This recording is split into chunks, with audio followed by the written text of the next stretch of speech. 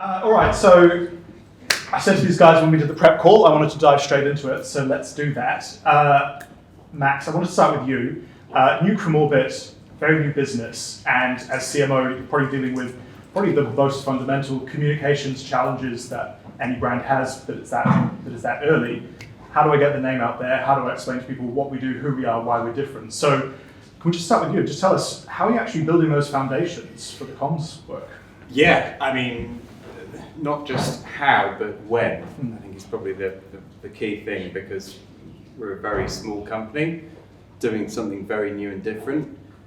And the reality is there's nothing to stop a much bigger company going much faster than we were able to. So one of the biggest challenges we had when we first started was, and it's obviously probably a slightly odd scenario where you have a startup with 4 or 5 people and the first full-time employee is in marketing. Yeah.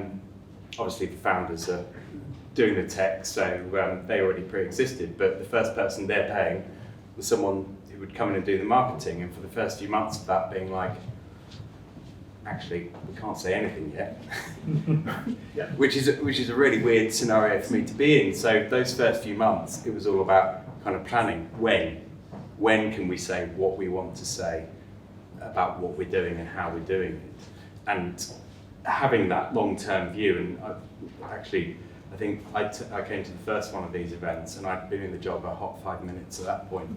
So it's been really interesting that my journey with New from Orbit has paralleled what's happened with this group, Courtney. And I had to look a lot longer term in terms of what we were going to do and how we were going to talk about it. You know, one of the first things I insisted we did was do some customer research, understand the problem that we're trying to solve, and therefore how we might want to communicate about that. Apart from anything else, that provided us with really good information that we could then go to investors to ensure that we had a job a year down the line, and to prove that what we were wanting to deliver was going to have an impact. Yeah. And then also build that into the communication strategy. Sure. Okay. And Courtney, you're obviously looking at this from an agency perspective, and I imagine working with a lot of companies that may have made their first PR hire, they're looking to scale the amount of coverage that they're getting as a brand. What are you talking to those companies about? How are you actually helping them build up that communications function?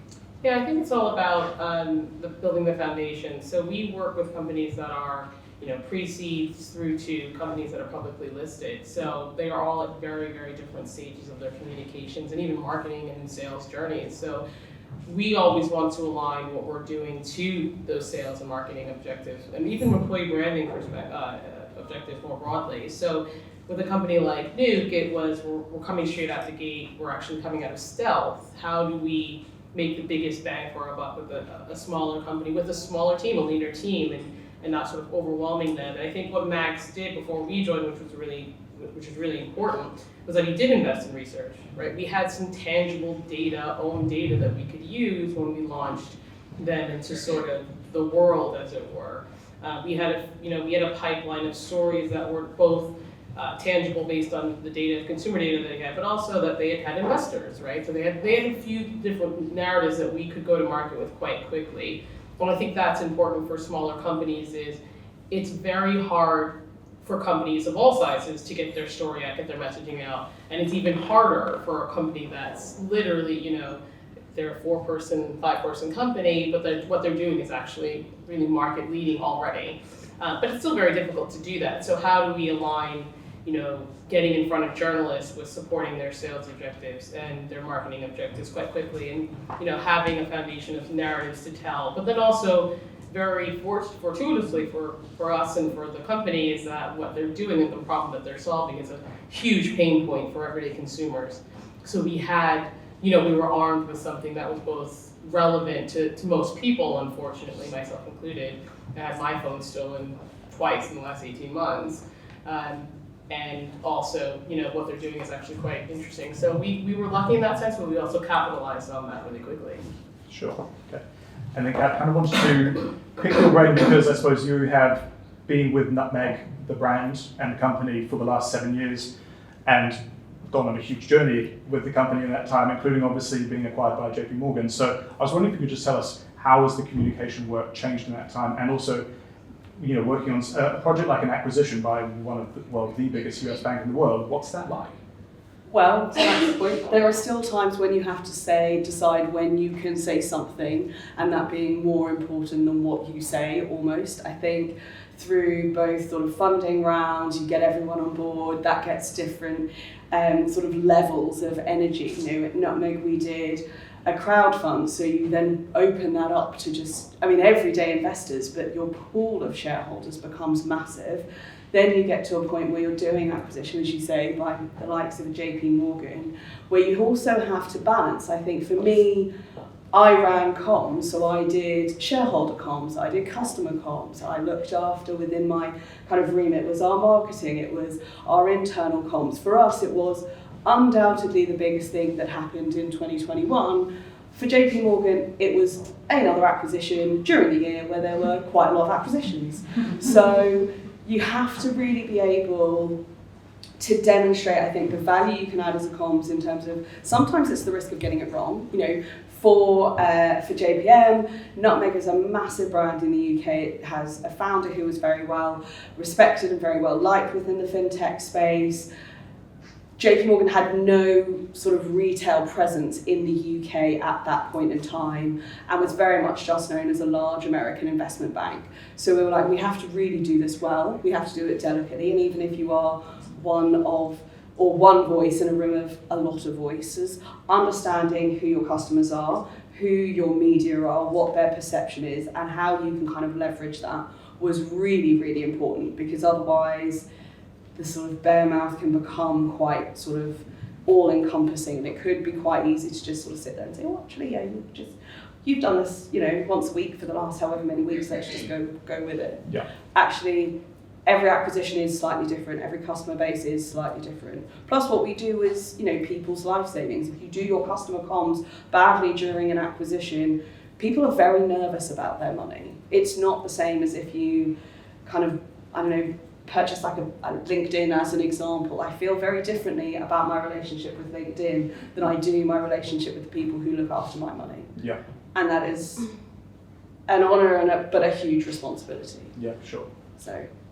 And I think to your point about sort of almost being comfortable knowing that you can be wrong about things, when I first came on board Nuke from Orbit, the brand name was an interesting kind of hurdle for me to get over, because we live in a world where certain parts of it are under, genuine risk of that sort of thing. I thought, are we being sensitive to what's going on in the world at the minute? And we were chatting with some friends over dinner about what it does. We didn't say what the company was called, and it goes, oh, it's like the nuclear option. I was like, okay, yeah, we'll stick with the brand name then. Yeah. It works, it does what it says on the tin, so I don't have to be overly sensitive about that. And I had to be, comfortable with being like, okay, I was wrong, let's crack on.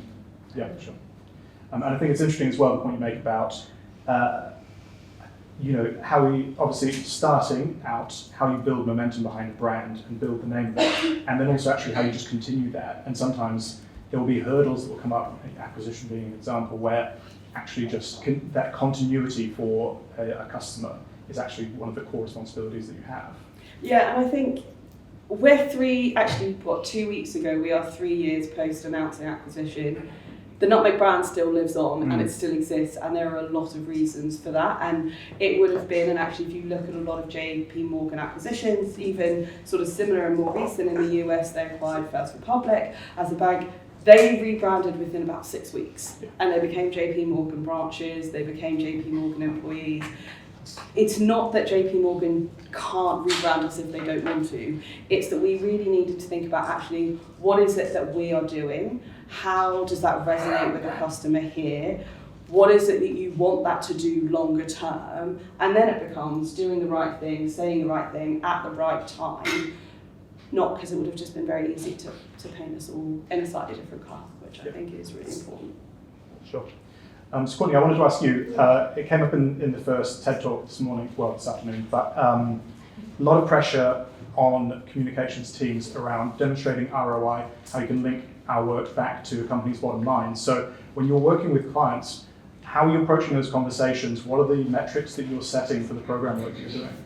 Yeah, I think it really depends. I think there are a lot of marketeers that we work with that are very data-driven, which is fantastic. And then there are also some who are much more focused on awareness. And I think it depends on where you are as a company that emphasis will be placed on comms. So when we talk about delivering ROI, it very much includes things like brand awareness, but also customer acquisition or investor relations. I mean, a lot of the companies that we work with are startups, scale-ups, and getting in front of VCs is actually very, very important. And so, how do you take the temperature of that? Well, for Nuke, we were very easily able to tie back our work to customer acquisition or supporting lead generation because we had a piece go live in the FT. And what we saw, and I'm sure Max can talk more to this, is that we saw a surge in leads or people signing up to Nuke from Orbit, to the app, the platform thereafter when the piece went live. And that's fantastic. And that's sort of like a comms person's dream, is to be able to say, look, we're actually delivering against the sales metric that you have for the year. I think it's fantastic when you can do that. I think there's also flexibility around awareness and trust and nurturing a brand. I mean, crisis comms is really important as well. So if you are getting into a situation where you want people to be able to trust you, you can't necessarily say that's a sales metric, but certainly it's a brand metric that you need to be aware of. So I think there's quite a bit of effective measurement that we do. It's also looking at website conversions. It's looking at brand awareness, who's searching for your brand, and like how is that increased or decreased over time based on all the comms activity that you're doing. And I very much always position what we do as part of the holistic marketing funnel, right? We're not a sole metric within the funnel, but if it's all working together and the levers are all pulling in the same direction, then something's going well. So we want to make sure that we understand your SEO objectives. We want to understand your sales objectives. And again, investor relations objectives. So we try to embed ourselves to make sure that reporting is actually hitting the marks from the board perspective. It's not just one or the other. It's kind of touching on those points. Sure. And we should actually mention here, you guys had an incredible piece of coverage in the FT. Just as backstory, one of the journalists had their phone stolen and then actually did a write-up on the challenges that come with that situation, and dovetailed very nicely into what you guys are doing from Orbit. So could you actually unpack that as a bit of a mini case study for us while we're here? Yeah, that's one. Yeah, definitely. So we've obviously just talked about demonstrating ROI there in terms of the relationship between a business and an agency. And my background is working in PR agencies, so it probably sounds a little bit odd that the one part of the job I would outsource is the PR. But it was because I knew that I could have confidence if I found the right partner that what they were telling, the grass is green. I'm not going to get conned out of something that I don't understand. So I focus my time on learning about all the other stuff, letting Courtney and her team crack on the stuff that I understand what they're doing and how they're doing it. But with the FT piece, we very early on, because we're kind of pre-launch in terms of the product being available to the general public, we set up a waiting list on the website, and it was important for us to be able to demonstrate where we were generating those waiting list signups from, so creating attribution for it. So we were very seamlessly able to, following that piece of coverage landing, see that massive surge, see people saying this is why they've signed up for the waiting list. And it's not just that piece, it's happened for a couple of other pieces that have dropped as well. Smaller volume, but we have still been able to, along with website visits, along with everything else we're doing, directly correlate the work that Courtney and her team are doing to the successes we're having. And we know we are going to have a limited number of opportunities to get the attention of consumers with a relatively small budget.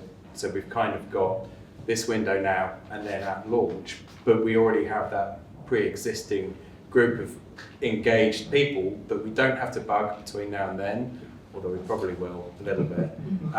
But when we're ready, we can go back to them. They know what it is that we do, and that, again, because of the strength of the brand itself, we can re-engage them and get them on board. Sure. Okay. And then Kat, for you in your role, how are you looking at how you are measuring the success of your work and tying that back to some value for the business? Yeah, so I think, and actually on the point around piece of coverage landing, sometimes it can be really hard. Sometimes it's really obvious. I think, so Nutmeg sits alongside the Chase UK app, and we know, for example, if Martin Lewis is doing his ITV show and Chase gets a mention, logins or app registrations just go through. And actually, probably not supposed to say this, but from a pure PR perspective, sometimes that feels great, because otherwise, and I think we've all been in the room where you had different elements of a marketing team who've gone, oh, that might have been because we dialed up this bit of digital, and you're like, well, probably not, because it's at exactly the time. And it is the piece around, does it work well together and does it all map? And we do have that, and can you demonstrate? I think the three elements for us that are sort of core, and it sounds a little bit odd, but the piece around trust. Trust is undoubtedly the hardest thing for you to build and probably the easiest thing for you to lose from your customer's perspective. And arguably, I think from a PR and a comms role, we have a huge responsibility to see how we can nurture it. One of the metrics that we look at from that perspective is therefore, what is the tone and the sentiment of the coverage that we're landing? So it's not just what coverage and where, it's how are they talking about us as a brand, because, and I think arguably the likes of kind of a TripAdvisor and Net Promoter Scores have helped in leveraging that conversation at a board level, because one negative piece of coverage actually does a lot more harm than one, like it's not a one for one. If you've had one, the work you have to do to overwrite that is much. So actually, to your point around kind of crisis comms, one of the things you really have to understand is knowing the right thing to say at the right time, and also the right time to just say nothing at all. Because if you're waded into a debate that you probably hadn't fully prepared for or hadn't prepped for the sort of ramifications, that can do you quite a little bit of harm. I think as well, one, like volume isn't always your sort of big, like one great piece of coverage in the FT or wherever it is for your audience can have a much better effect than like a large number. So we always look at, I'm sure I'm not sort of preaching to the choir here, but prominence in an article. Are you a headline? Do you have good case studies? Do you have advocates? Can actually do a lot more for you than a lot of smaller mentions. And that is something. And again, I think it is interesting as we've grown as a business, and even kind of post-acquisition, that's still really relevant. JP Morgan gets a huge volume of coverage on a daily basis. What they want to know is, oh, your chief investment officer was in the FT last week talking about what the climate looks like post-election. This was a nice quote because it was above the pull fold and it was above actually a competitor's advertising, which was just, thank you very much for the algorithms there. I took the credit even though it's definitely not mine. And I think figuring out what that is for your business is really important, and actually having some consistency across the board. We spent a really long time with our exec and with our board coming up with what our key messages for the business were, and then kept them the same for pretty much the last 6 years. There are nuances and you will have campaigns and you want to look at different elements, but actually we want to know how much do people think about Nutmeg as having a team of investment experts managing your money rather than robots. I'm very sorry, there are no robots at the Nutmeg business. Even though they'll call us a robo-advisor, but you need that kind of consistency because you'll change your strategy or your strategy will evolve. If you don't know what you were measuring before, you've got no yardstick to know whether you've shifted the dial. So what if I may just add, the one thing I think that's really important that you mentioned here is that measurement and reporting has to be sort of diverse in what it actually shows to your board, shows to your execs. So it's fantastic, again, to get the coverage, but we also want to know how we're moving the needle, in and around things like sentiment, in and around things like share of voice. How is your website performing when it comes to keywords and search? And so I think that's really important because often when we work with clients, nice shiny figures and coverage and Forbes and the FT is wonderful. And as a PR person, your heart skips a beat when the piece of coverage comes alive. but all of the strategy and all of the alignment that goes into that one piece of coverage has to outlast that piece of coverage to actually hit the other key metrics that you're going to look for the next year or the next year and a half. And so we put a lot of investment into, yes, of course, landing the coverage, because I think, of course, for a brand, it's really important. But at the outset, once you look to grow, you also want to see, well, how else is the brand evolving in these other areas? So I think it's just a really important point to make. And it was what was talked about in that TED talk. It's about understanding what is important to the business. So for the business, it's not about getting coverage. For me and my role, it's knowing that we're trying to get more investors on board. We're trying to bring a whole raft of different partners on board who all need to be messaged in a different way, and then get future customers engaged and on board. So there needs to be messaging that touches all of that, but it's only by understanding the business, what its objectives are, that you can create a communication strategy that's going to touch all of those points. And if you don't do that, it doesn't matter how big your budget is, it's not going to achieve the results you want. Can I push you on that then? So when you're, and this is probably open for anyone on the panel, when you're talking to senior leadership and they're hyper aware of the risks involved and might not be particularly comfortable or have only had limited media training in the past, and they're aware of the risks and they know that success is not guaranteed, there is a high element of luck involved in this. How do you have a conversation with them about the value that you're bringing as a communications professional and when you're running a communications function? I guess I can start there. I think I will say it's lovely and it's wonderful when a client, you don't need to sort of get them to come to your side. Yeah. Max is an ex-PR person, guru, and it's great to work with a client who you know from the outset is also bought into what you're doing, believes in your capabilities, believes in what you have to say.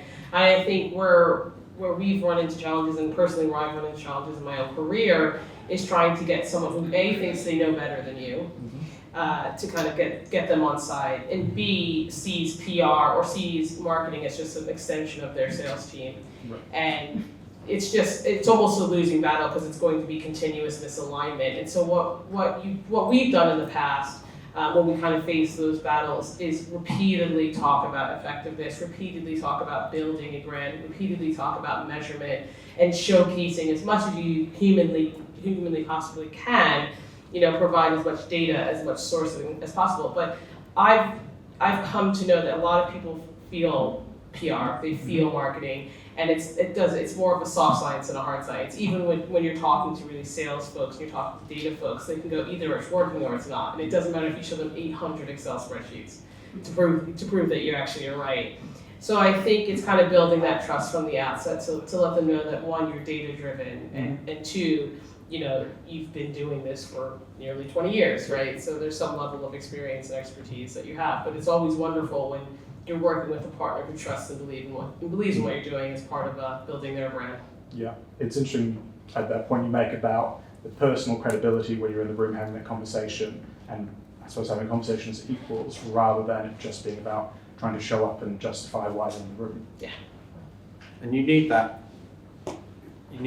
in-house kind of champion and advocate, I think, because while obviously we have a good working relationship because I understand what you're doing, I then have to have those conversations. I'm sure we've all worked with tech founders who are incredibly techie, for want of a better word. And I've known the founder of the business that I work for best part of 15 years. I started working with him last year. He still had no idea what I used to do, what PR was or what the value was. So it was almost, I had to stake my reputation on the fact that this is what we're trying to achieve as a business. Therefore, we need to set these goals, and therefore we can then demonstrate the value of what it is we're doing. If we hit that, then we've done what we've said. My reputation's secure and my job. If we don't, it hasn't worked. We have to do something else. But I had to set that foundation at the outset with James, our CEO, because he didn't get it. Yeah.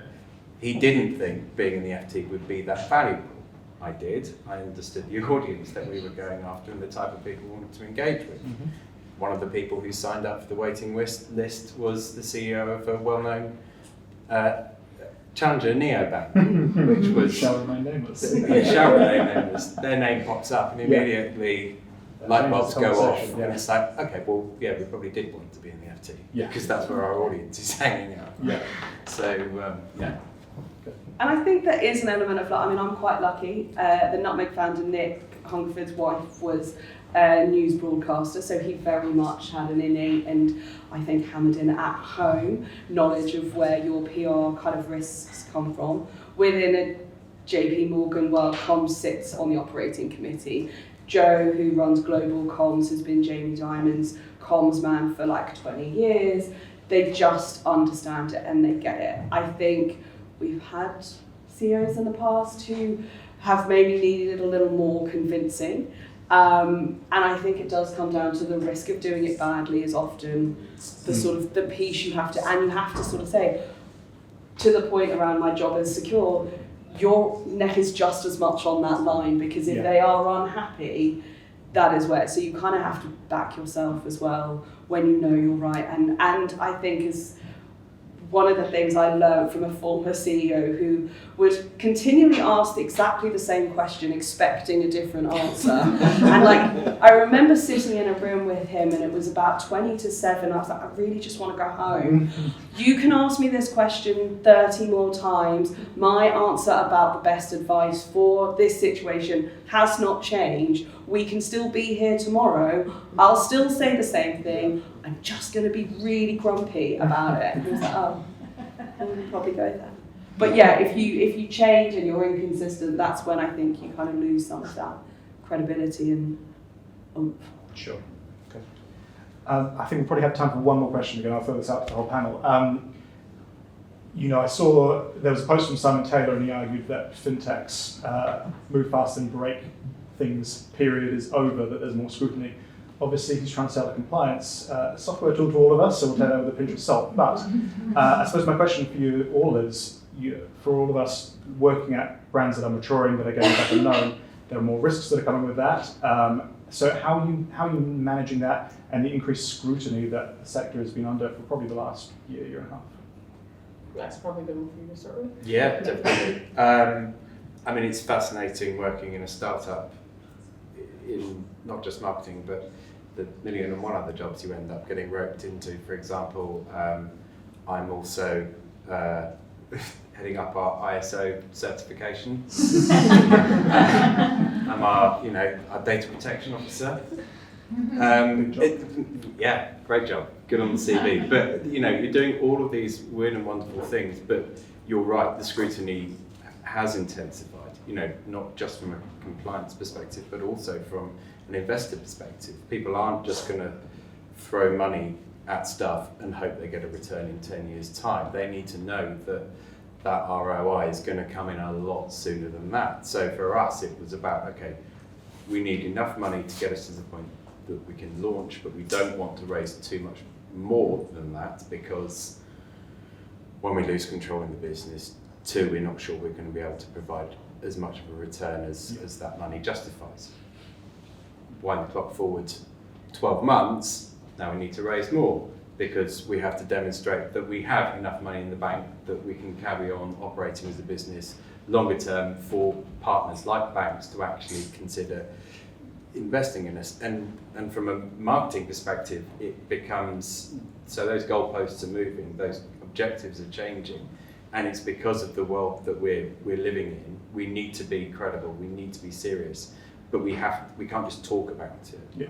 Yeah. We can't just jump on, when we were chatting about this beforehand, we talked about, how important is AI in the conversation? Honestly, not at all. We're not an AI company. We've got opinions about AI. I'm sure there's some stuff in the background that relies on machine learning. Mm-hmm. But if we go and start sounding off about it, actually, I think we start to lose credibility, because we're just going for whatever is the topic of the day is, and it doesn't really reflect who we are, what we do, or what's important about our business. So, credibility, compliance, both from and credibility in relation to compliance, but also in relation to how serious you are as a business, how well run you are, and working in marketing, you wouldn't think that you're involved in all those sorts of things, but in a startup, you definitely are. Sure.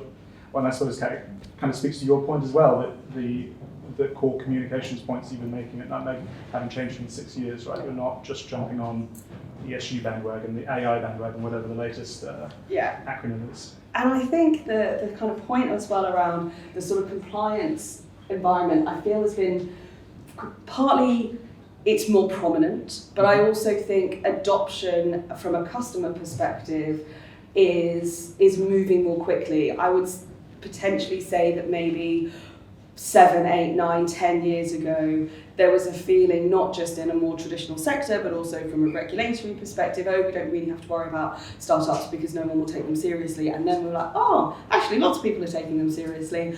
And as a startup, you always wanted to abide by the rules because you always wanted to be taken seriously. So it's sort of been a bit of a chicken and egg, and it's evolved. I think the FCA sandbox has kind of actually helped with that. I also think there are things we had it at Nutmeg, well back in the day. From launch, we wanted to make fees really, really transparent. So you knew what your pounds and pence were, what your percentage was, what you're paying on an annual basis. Does that change? And it was right there, right in your app. And I remember sitting in rooms and people talking about it and saying, do we think this is a really good idea? And I'm like, it's an honest and transparent way to do it. And then the question came up, are we allowed to do it? And we went back to the regulator and they were like, yes. And we think other people should do it too. Thank you for the idea. So I think you can kind of push and change, and sometimes not all compliance is bad. I think we have a relatively open regulator in this country from a compliance perspective, and you kind of just have to work with them. Yeah, sure. I mean, it's a really fascinating point in terms of transparency around pricing, because when we first started, we weren't even thinking about it from a compliance perspective. We just knew, when we launched, we want to make it available for a year for free, but then people will have to pay for it. But we're going to tell them that now, so we don't run into that problem in a year's time. So again, it's not just about compliance; it's about trust with your audience. Absolutely. Yeah, I guess that's the one thing I was going to reiterate. Really, is the sort of building that into your comms plan. How do you create that trust? Because whether you're a fintech in the B2B space or you're a fintech in the B2C space, compliance is always going to come up. If you're cross-border payments, if you are payments via car, which is one of our newer clients, whether you are talking about crypto or blockchain, I mean, compliance is everywhere in and around fintech. And so I think from a communication strategy perspective, it's getting all of your ducks in a row from that comms strategy and that outreach. Is your compliance, is your communication being reviewed by your compliance officer? Probably should be, right? That person should be in the room when you're doing some of your comms strategy and marketing outreach. Is your sort of legal advisor, again, creating red tape is difficult, but also you want to be on the right side of that hurdle if it were to happen. So it's something that we always sort of bake into our conversations with clients, is just making sure that that's part of the conversation from the outset. And vice versa, as the communication person, for example, at the minute we're looking at potential biometric partners. Starting to have those conversations, I'm just thinking about worst case scenario headlines. Mm-hmm. Is this definitely on the level? Does it have the right certification? Do we know that this is the best option? Because I'd rather avoid getting to that point. Absolutely. All right, guys, I know it is time, so I think we'll end on that note, which is make sure there's compliance people in the room. Yeah. Cool. Well, thank you guys. Really appreciate it.